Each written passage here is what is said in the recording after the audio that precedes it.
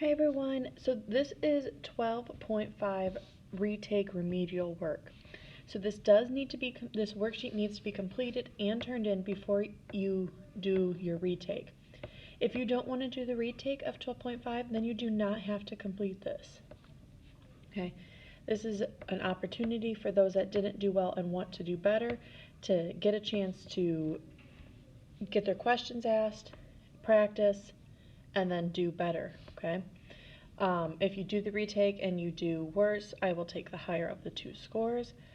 However, make sure you complete this beforehand, otherwise I'm not going to grade your retake. Okay, so let's jump in. For our first video, we are only going to do the first 4 problems today, okay? So for number 1, it says we do. So we're going to do this one together, okay? So I'm looking at this problem, and the first thing that I notice is that it is addition, okay? So big change from what we learned in this past week, okay? So it's addition, so let's be aware of that. The second thing I notice is that I have denominators that are the same. This makes my life super easy when they are the same, okay? When my denominator is the same, I can write this all as one fraction. So I'm going to write this as, sorry about that, I'm going to write this as 14x to the third, then plus 4x to the third, all over, and I only have to write my denominator once. So I'm going to put 9x to the fourth. Okay, make sure that your denominator is the same denominator that you highlighted before. Okay. As we move on to that next step, we are going to go ahead and combine our like terms. Okay. Remember, like terms are anything that have that same variable and exponent. Okay. So in this case, we have x to the third connected to this 14, and x to the third connected to this 4. Those are like terms. We can combine them. Okay.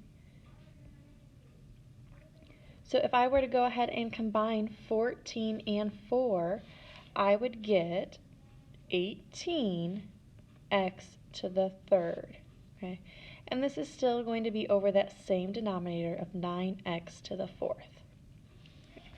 Now, a lot of people in the first test said that they were done here, but you are not. Okay, you need to make sure you simplify. Okay, so if I'm going to go through and simplify, first I want to look at my numbers. I have 19 over 9, and I ask myself, do these numbers have anything in common? Yes, they do. 9 goes into both of them. So I'm going to change my 18, and I'm going to do 18 divided by 9, which is 2. That 2 is going to replace the 18. Since I divided that one by 9, I'm going to take my 9 and divide it by 2. Or divide it by 9, sorry. And then I will get 1. Okay. So now my numbers are done. I can't reduce 2 over 1 any further. So moving on to my variables, I'm looking at x to the third over x to the fourth. Okay. So this x to the third would be the same thing as x times x times x. There's 3 of them. So I'm going to rewrite it like that. And I'm going to do the same thing for my x to the fourth, but this time there's going to be 4 of them. Okay. So if I were to change that, and then I could go ahead and cross them off. So if I cross 1 off on the top, I have to cross 1 off on the bottom. If I cross another one on the top, another one on the bottom, a third and a third. Okay, so there's no more x's on the top, and there's 1 in the bottom. Okay. So that tells me that my final answer should be 2, because there's nothing else on the top, over 1x. So I could put 1x, or I could just put x. Either's fine. That would be simplified. Now going back, there is another way to look at this. Okay, I went ahead and took away how I crossed off my x's. The other way we know how to solve when we are dividing exponents is we take 3 minus 4. Okay, so if I did 3 minus 4, that would give me negative 1. And I know if there's a negative 1, okay, oops. I know if I have a negative 1 that I'm going to have that 1, and it's going to be in the denominator because it's 1. So that 4 becomes a 1, and that 3 is going to disappear at that point. Okay, and not only does that 3 disappear, since all of them disappeared, the x is also going to disappear. Okay, if we go ahead and rewrite this, I only have that 2 left on the top, and I have a 1x left on the bottom. 1x or 1x to the first. Okay, or I could just put 2 over x. Okay, that would be my final answer. It was the same as we got previously.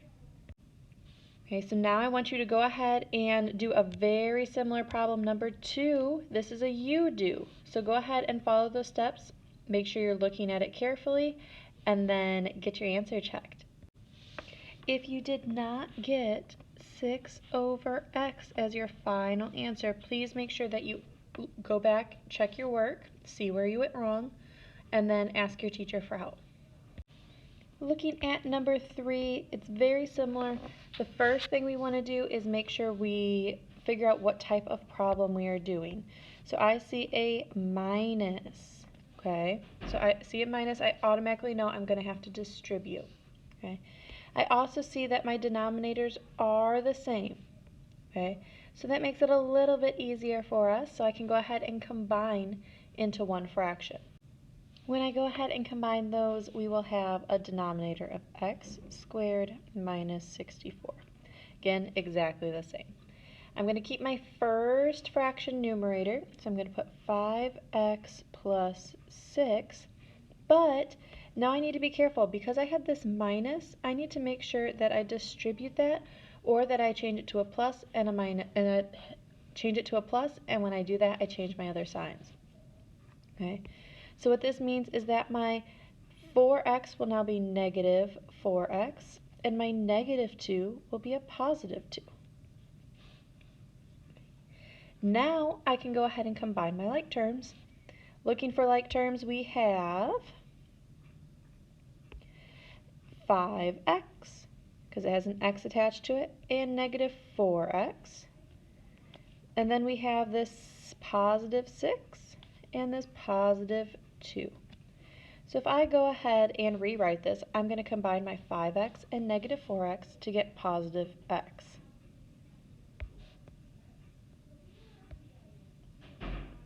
Then I'm going to combine my 6 and my 2 to get 8. This is still over x squared minus 64. Well, now I'm looking at it and I think I'm done, okay? But I want to try to reduce, just like I did before. However, remember when we're reducing and we have these terms, we have safety of parentheses around them, okay? I can't split them up, so I need to see if I can factor them. Well, x plus 8 can't be factored. It doesn't have a greatest common factor, it's not a difference of two squares, and it's not a trinomial. In my denominator, so I'm going to go ahead and rewrite that x plus 8. Okay. In my denominator, I have x squared minus 64. Well, it doesn't have a greatest common factor, but it is a difference of two squares. So I know I can rewrite my pairs of parentheses. I can take the square root of x squared, which is x. I can take the square root of 64, which is 8. And then I'll have 1 plus and 1 minus. Now when I look to reduce, I have an x plus 8 in my numerator and an x plus 8 in my denominator. So when I rewrite this one again, it'll be 1 over x minus 8. Okay, and that is finalized. That you can even put your parentheses around that, so you know you can't break it down any further. Okay. Now again, go ahead and you do this problem. Okay. If you did not get 1 over x minus 9 as your final answer, please make sure you go double check your work or reach out to your teacher for help. Okay, those are all the problems we are going to do today, and check back in tomorrow so that we can do our next 4 problems. Hey everyone, so we're going to go ahead and work on the next 4 problems of the remedial work. Remember, you must do this and turn it in order to be able to do the retake. However, you do not have to do it if you are fine with your original score. Okay. So let's start with number 5. The first thing I want to check is to see what I am doing, and remember this is addition. Okay, so we do need to have common denominators. And when I look at my denominators, I see that they are not common. Okay, they are not exactly the same. So I need to make them the same. So I ask myself, what is the least common multiple of 10 and 5? Okay. Well, I know if I did my multiples of 5, I'm going to start with the lower one. It would be 5, 10. Oh, 10 is in that second number. So I know that I need to take this second fraction and multiply it by something to get 10. And that's going to be a 2. So I'm going to multiply everything by that 2. Okay. But I also need to take into account the variables. Okay, so I have an x squared and an x to the third. Remember, with variables, we take the higher exponent. So that's going to be that x to the third. Okay. So if I have 3 here and I only have 2 here, I need to multiply this whole fraction by x in order to get that x to the third. So when I do this, I do 4 times x, which is 4x. And in my denominator, I do 10x squared times x, which is 10x to the third. I keep my plus for now. Okay? And then on my other side, I have to do 2 times 6x, which would be 12x, and 2 times 4, which would be 8. But I'm not done. I still have that denominator. I'm still doing 2 times 5x to the third, which will give me 10x to the third. Now is when I want to go in, make sure those denominators are the same. It's great, they are, so now I can combine these into one fraction. I have 4, oops, my bad.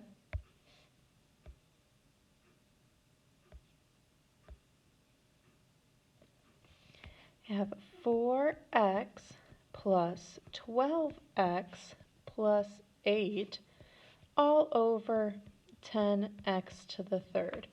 Okay, remember I only write that denominator once. Okay. Now I go through and find my common terms. I have a 4x and a 12x. Okay. And then I have an 8, so that 8 is actually going to be a different term. These are the same because they both have an x. So I can go ahead and combine those. If I were to combine 4x and 12x, I would get 16x. And then I still have that plus 8 at the end. Okay? And I didn't change anything about my denominator, so I'm going to go ahead and keep that. Okay? Well, now I reached that point where I think I'm done, but I need to make sure that I can't simplify. Well, I see that this has a plus, so this entire numerator has the safety of parentheses around them. So that means that if I want to try to reduce, I first need to factor. Okay.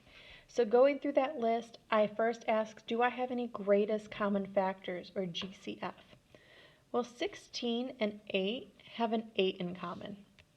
So if I want to factor out an 8, I would do 16x divided by 8, which will give me 2x, and 8 divided by 8, which is 1. In my denominator, I still didn't change anything. Oops. So that will be 10x to the third. And now that it's factored, I can go ahead and try to simplify. 2x plus 1 doesn't have a 2x plus 1 in my denominator, so I can't touch that. However, I have an 8 and a 10. Those have something in common. Those can both be divided by 2. So I know that 8 divided by 2 is 4, and 10 divided by 2 is 5. So I can change this whole thing to my reduced fraction, which will be 4, and then I kept my 2x plus 1 over 5, and I still have that x to the third power. There's a lot of steps there, but that is my final answer. Okay. Now it's your turn to go through and try a very similar problem on the you do problem. If you got 2x plus 1 over 6x to the third as your answer, great. If not, make sure you ask your teacher for help or go back through and try to find your mistake. Number 7 is very similar to the problem we just did. However, I have a minus and my denominators are not the same. Okay? So they're not the same, just like before, but I also see that they are binomial. So there's two things in there. That binomial tells me the first thing I have to do is try to factor them. Okay? So I want to try to factor my denominators so that it's clear for me to see what I have to do to have them have something in common. So I'm going to keep my numerators.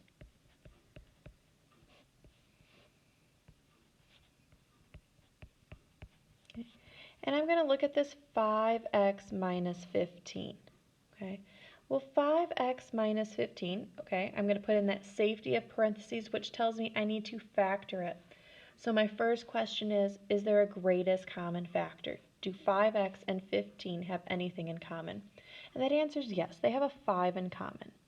If I were to factor out a 5, I would be left with x and minus 3. I got that from 5x divided by 5, which is x, and negative 15 divided by 5, which is negative 3. Okay. Moving to my second fraction, I have x minus 3 in the denominator, and I have to go through those factoring questions again.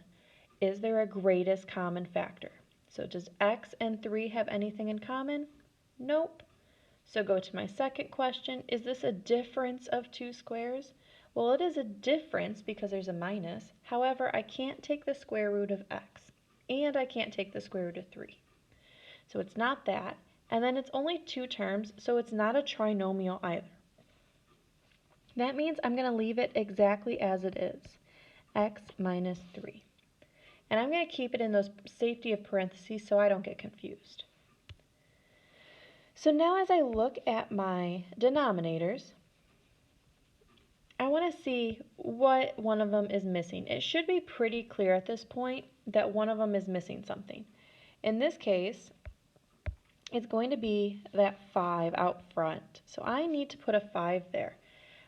Well, I can't just put it there. So if I want to make that 5 there, okay, I am going to multiply this entire fraction by 5. But there was nothing I had to change with the first one, so I'm going to go ahead and rewrite that first fraction.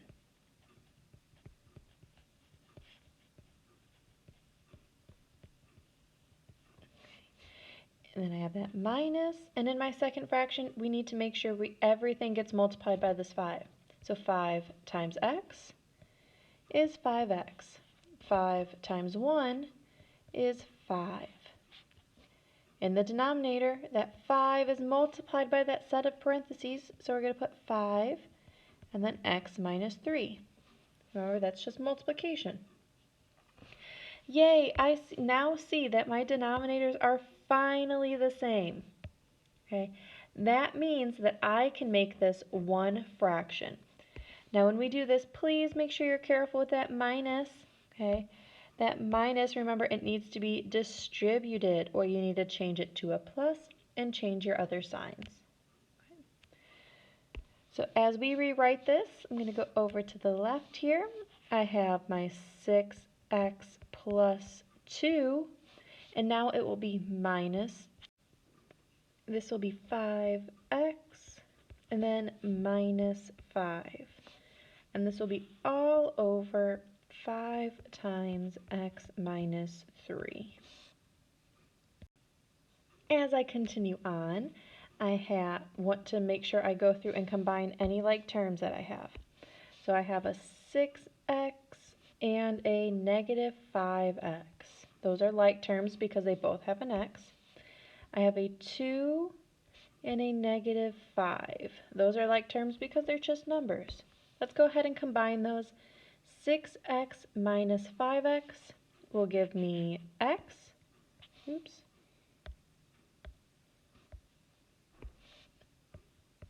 And 2 and -5 will give me -3. Well, I see something kind of nice here. It looks like something's going to divide out. If I were to put parentheses around this x minus 3, I see that there is an x minus 3 on my numerator and on my denominator. So I'm going to go ahead and reduce those. That'll give me a final answer of 1/5. Now go ahead and try number 8. It's very similar, so make sure you watch your steps very carefully. If you did not get 1/3, make sure you double check your work and ask your teacher if you are still confused. At this point, you should have 1 through 8 completed. Make sure you are keeping track of this and understanding everything. If not, ask your teacher. If so, then you go ahead and we will move on to the last part tomorrow.